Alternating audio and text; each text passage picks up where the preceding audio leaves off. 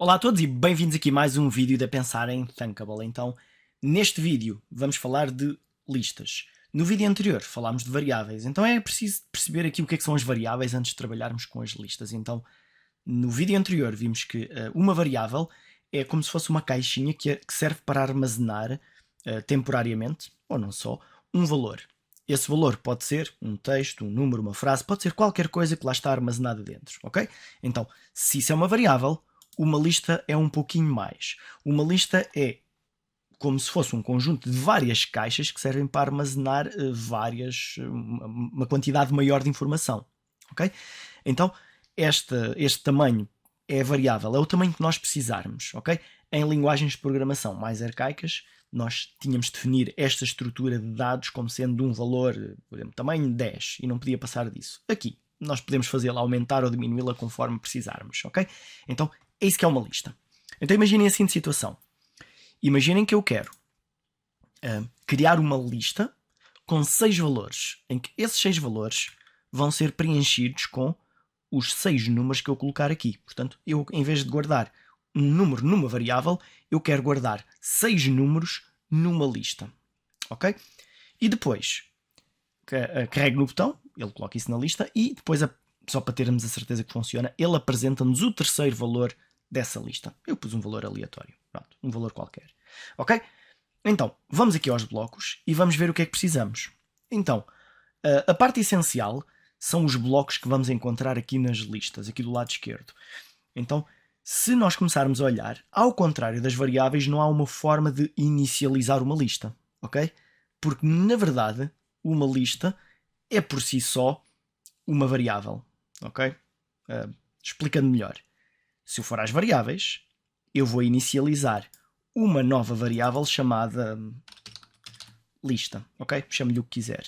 E esta variável vai ser inicializada, em vez de ser para um número ou para um texto, como fizemos no vídeo anterior, vamos aqui às listas e podemos inicializá-lo como uma lista vazia, ok? Portanto, uma boa prática, inicializar uma lista. Não é obrigatório fazê-lo, mas é uma boa prática. E depois acaba por se tornar mais útil, ok? Então, a outra parte que eu preciso é, quando alguém clicar no botão, no único botão que ali está, eu quero colocar na primeira posição da lista o primeiro número. Ou seja, o primeiro número será o text input 1.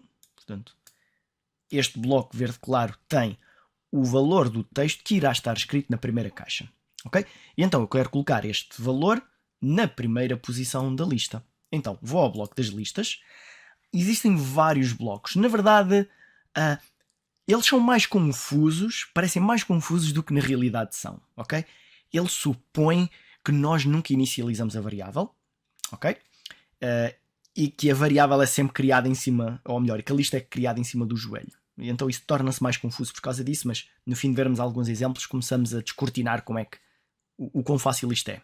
Ok, então, o que vamos fazer é procurar o bloco que serve para enfiar um valor dentro da lista. Ok? Então agora, já sabemos que estes blocos com este formato não servem, porque isto é para usar um valor que lá está. Então já sabemos que será um destes três. Ok? Então, se continuarmos a olhar, vimos que mais nenhum tem o formato certo. Então, só pode ser um destes três. Então, o que nós vamos fazer é usar este bloco do meio. Agora, o que é que este bloco do meio faz? Portanto, na lista tal, coloca... e já agora, isto poderá aparecer aqui também uma lista deste género ali dentro, mas é para ignorar, ok? Na lista tal, portanto, define o número 1 como qualquer coisa. Então, é isso que vamos precisar. Vamos definir nessa tal lista isto, na posição aqui, isto pode ser escrito à mão. Agora, mas qual lista? Onde é que está a lista? É a nossa variável, ok? Portanto, se eu for às variáveis, eu tenho aqui a variável que se chama lista. Portanto, na lista, que eu lhe chamei lista, portanto, define o número 1 como o primeiro texto, ok? E depois era só uma questão de fazer isto mais vezes. Existem formas de fazer isto de forma mais eficiente. Eu vou fazer isto da forma mais visualmente simples, ok? Portanto, aqui coloco o 3, aqui coloco 4, aqui o 5, aqui o 6.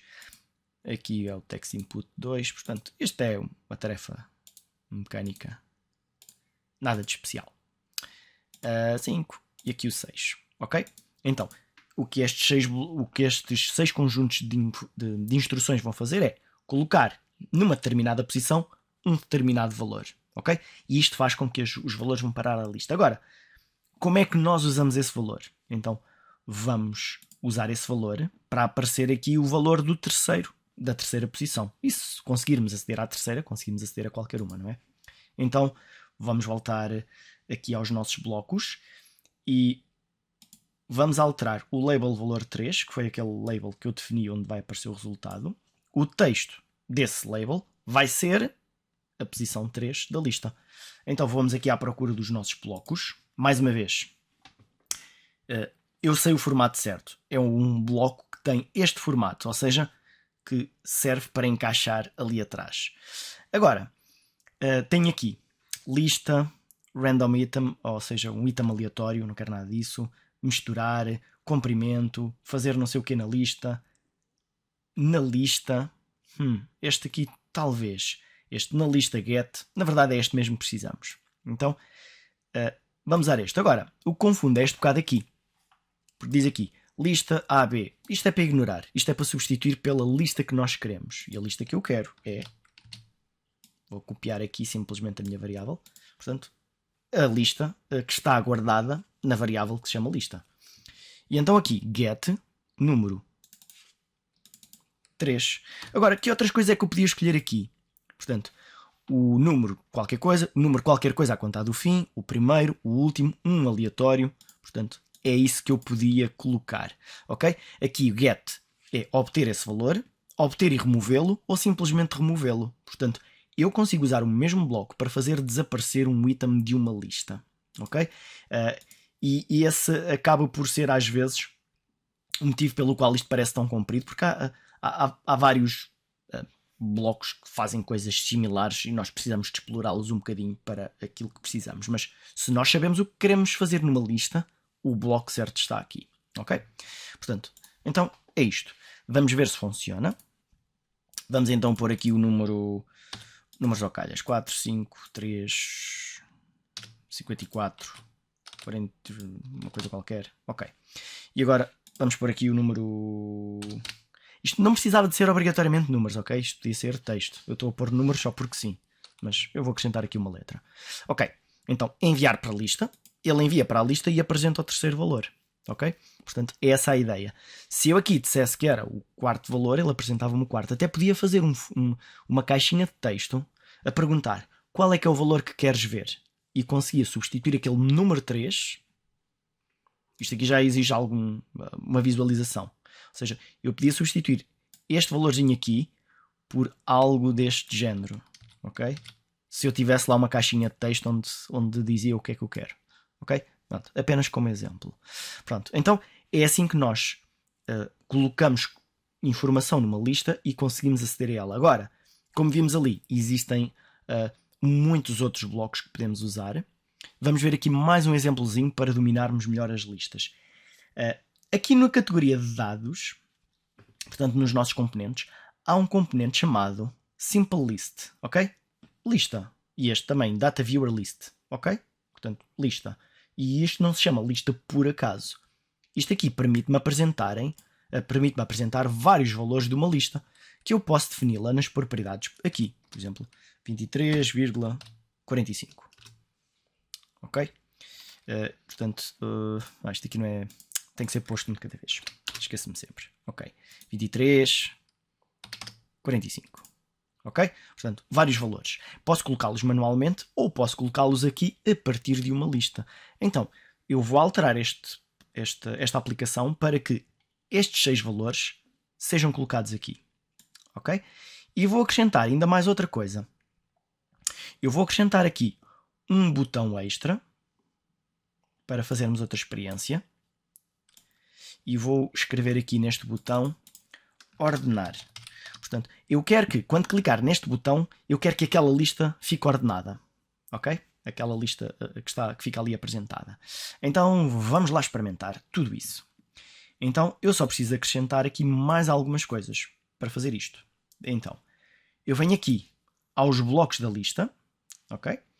E tenho o bloco que define os itens de texto para qualquer coisa. Agora, que qualquer coisa? Tão simples como eu quero que passe a ser igual à minha lista. Ok? Nem mais nem menos, é só isto. E aqueles 6 valores que eu lá introduzir passam a estar naquela lista. Ok? Se eu programar então o meu botãozinho 2, aquele botão que eu acrescentei agora, que nem lhe deu o nome, eu vou dizer que ele vai alterar esta lista para, em vez de ser só para a lista, eu quero essa lista, mas na sua versão ordenada. Vou aos blocos das listas e procuro aqui. O bloco serve para fazer o sort, ou seja, para fazer agora está-me a faltar o termo em português, ordenação, ok? Portanto, eu consigo definir, eu quero ordenar esta lista de forma ascendente ou descendente, ok, pode ser descendente, do maior para o mais pequeno. E ele agora tem aqui um exemplo de uma lista, tal, tal, tal, mas eu não quero este tal, tal, tal, eu quero ordenar a minha lista, ok? Eu também podia ter feito isto sem inicializar a variável, sem nunca usar as variáveis. Tinha que estar sempre a usar ali algumas definições, mas ficava super confuso. Esta é a melhor forma, ok? Então vamos lá experimentar. Vamos colocar aqui mais números. Agora, aqui é que tem que ser mesmo números, porque depois para ele me conseguir ordenar a lista, se ele encontrar lá texto, ele não vai saber o que fazer com ela. Ok, então enviar para a lista. Estão a ver aqui a minha lista que tem um 23 e um 34? Clicar aqui. Ok? E agora já tenho aqui uma lista com os meus vários valores. Estive a ver o que é que escrevi, está certo? Está certo, claro que está.